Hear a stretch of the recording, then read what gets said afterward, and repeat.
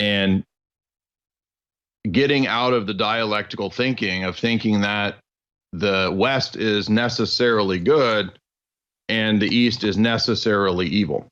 If you read Brzezinski, for example, in his older writings, all the way back to his 90s text, he talks about this being a Manichaean dialectic. He says the Cold War was a Manichaean dialectic arising out of the powers in the post-World War II period. And we might think that the West was waging a war against communism and socialism, but the reality is that the elites of the West were not really anti-Marxist. They were against what you might call classical Marxism, and that's because classical Marxism failed to achieve its objectives precisely because there was no workers' revolution, right? The workers didn't rise up. We didn't see the proletariat overthrowing their masters and taking over the means of production. But what did happen was that there was a reformed Marxism that found itself a lot more amenable to big capital, known as Fabian socialism, that was a lot more effective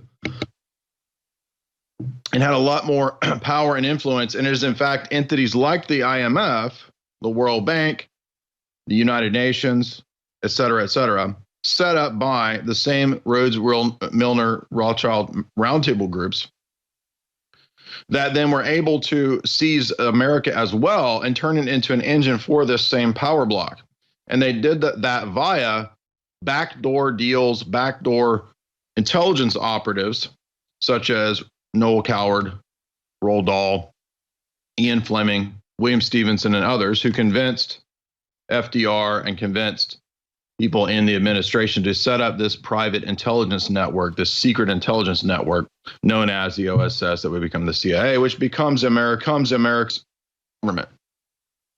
And the secret government wasn't really tasked with protecting America from invaders, protecting America from foreign threats. Really, it was tasked with controlling and steering America, because we see that the other entity that was created out of this was, of course, the Council on Foreign Relations.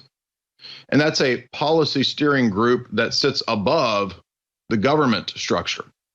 And it, in fact, hands down the policies of the global elite to the government as a unaccountable, unelected bureaucratic structure that then controls government. So you're electing elected officials that submit to and are handed policy by these people who are unelected.